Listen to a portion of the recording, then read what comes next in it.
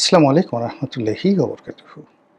সম্মানিত দর্শক, রাষ্ট্র ক্ষমতা লাভ, সিংহাসনে আরোহণ, রাজা হিসেবে রাষ্ট্র পরিচালনা, প্রজাদের ভালোবাসা পাওয়া, প্রজাদের কল্যাণ সাধন করা, প্রজাদের হৃদয়ে তা কিংবা তাদের মানসপটে কিংবা মস্তিষ্কে দীর্ঘ সময় ধরে ভালোবাসায় জাগরুক থাকা, এটি একটি সৌভাগ্যের বিষয়। গ্রহ, নক্ষত্র, মানুষের আশা আকাঙ্ক্ষা, চিন্তা চেতনা, জনগণের সার্বিক চরিত্র এবং শাসকের ব্যক্তিগত চরিত্র সবকিছুর মূলে যে গ্রহ নক্ষত্রের একটা লীলা খেলা আছে, এটা আদিকাল থেকে আজ অবধি পৃথিবীর সব জায়গাতে এটা সর্বজন স্বীকৃত। যারা গোঁড়া মুসলিম, তাদের একটা বিরাট অংশ জ্যোতির্বিজ্ঞান বিশ্বাস করে না। তারা মনে করে সবকিছু আল্লাহর হুকুমে হয়, ভালো মন্দ সবকিছু।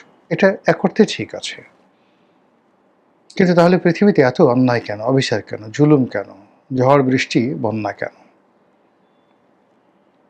এত অপমৃত্যু কেন, এত যুদ্ধ কেন? এর প্রতিটি বিষয় দার্শনিকভাবে যদি আপনি চিন্তা করতে পারেন, তাহলে আপনার ঈমান বৃদ্ধি পাবে। আর যদি আপনি চিন্তা করতে না পারেন, আপনি একজন অন্ধ ধর্মবিশ্বাসী হবেন অথবা ঈমান হারা হয়ে পড়বেন, বলবেন দেয়ার ইজ নো গড। এই জন্য সকল ধর্মেই জ্যোতির্বিজ্ঞান চর্চা, তারপর ভূগোল চর্চা, বিজ্ঞান চর্চা, অঙ্ক চর্চা, এটা ছিল অপরিহার্য। তো সেই দিক থেকে একজন শাসক বা একটি রাজনৈতিক দল বা একটি গোষ্ঠী যখন রাজকর্ম শুরু করে, তখন প্রকৃতিতে কতগুলো লক্ষণ ভেসে ওঠে। কেন, কি কারণে ওঠে, সেই বিষয়গুলো নিয়ে আলোচনা করব। তো এই যে গ্রহ নক্ষত্রের বৃহস্পতির যে নড়াচড়া, রাজার সৌভাগ্য প্রজাদের দুর্ভাগ্য, প্রজাদের সৌভাগ্য রাজার সৌভাগ্য, বা প্রজাদের সৌভাগ্য রাজার দুর্ভাগ্য, এই বিষয়গুলো কিভাবে হয়, এই বিষয়গুলো নিয়ে আলোচনা করব। তার আগে এক কথায় বলে নেই, এবার যে বিএনপি ক্ষমতায় এলো, এই ক্ষমতায় আসাটা অ্যাবসলিউটলি একটি আসমানি ফয়সালা ছিল। কিন্তু কেন জানি বা কী কারণে যেন এই আসমানি ফয়সালাটি বিএনপির জন্য বুমেরাং হতে চলেছে। অবস্থা দৃষ্টে মনে হচ্ছে বিএনপি ইতিহাসের জঘন্যতম যে দুর্ভাগ্য, সেই দুর্ভাগ্যের কবলে পড়েছে। ডানে গেলে বিপদ, বামে গেলে বিপদ। এবং মাত্র এই যে 18 মাসে, শেখ হাসিনার পতনের পরে প্রথম 18 মাস, এই 18 মাসে বিএনপির কর্মকাণ্ড, চিন্তা চেতনা সব কিছু, তাদের উপর যে অর্পিত দায়িত্ব বা তাদের উপর যে নিয়ামত আল্লাহ দিয়েছিলেন, সেই দায়িত্বের বরখেলাপ করা হয়েছে, নিয়ামতের খেয়ানত করা হয়েছে। এত কিছুর পর আবার বিএনপি যে ক্ষমতায় এলো, সেই ক্ষমতায় আসার জন্য তারা আল্লাহর প্রতি নির্ভর না করে পৃথিবীর অনেক মানুষের প্রতি নির্ভর করেছে।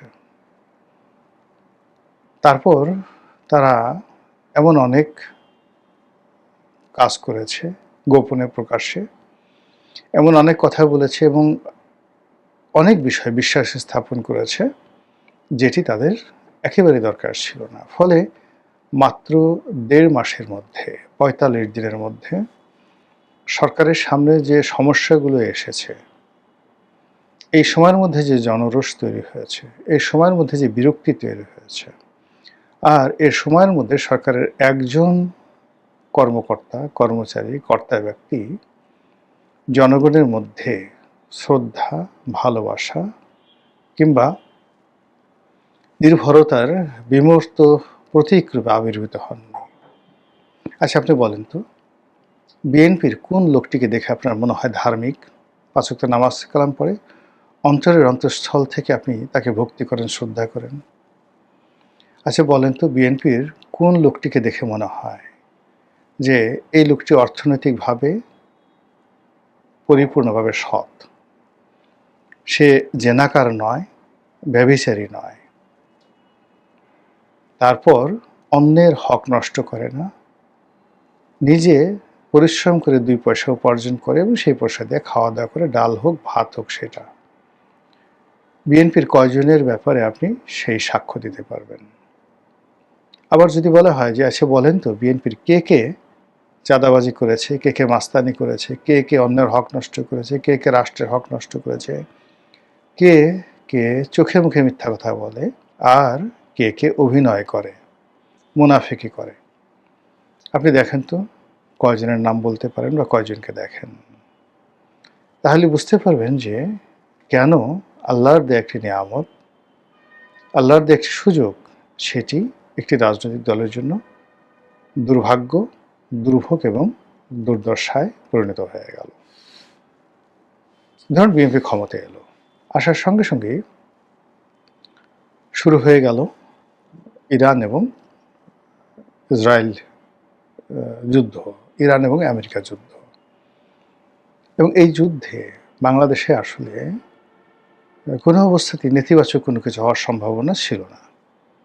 পেট্রোলের পর্যাপ্ত মজুদ আছে, ডিজেলের পর্যাপ্ত মজুদ আছে, অকটেন প্রয়োজনের চেয়ে বেশি আছে, কিন্তু তারপরেও কেন মানুষের বিশ্বাস সরকার অর্জন করতে পারছে না? সরকার যা কিছু বলছে কেউ বিশ্বাস করছে না, কেউ আস্থা স্থাপন করতে পারছে না। যে যার মতো এতটা বিশৃঙ্খল পরিবেশ তৈরি করছে যে বাংলাদেশের সমস্ত পেট্রোল পাম্পগুলোতে মানুষ মৌমাছির মতো ঘুরছে এবং সরকার যত চিৎকার করছে, চেঁচামেচি করছে, ভয় দেখাচ্ছে, শাস্তি দিচ্ছে, মোবাইল কোর্ট পরিচালনা করছে এবং তাদের তাবেদার মিডিয়া দিয়ে একের পর এক উপর্যুপরি প্রচার প্রপাগান্ডা চালাচ্ছে, কিন্তু পরিস্থিতির উন্নয়ন হচ্ছে না, অথচ এটা কোনো সমস্যা নয়।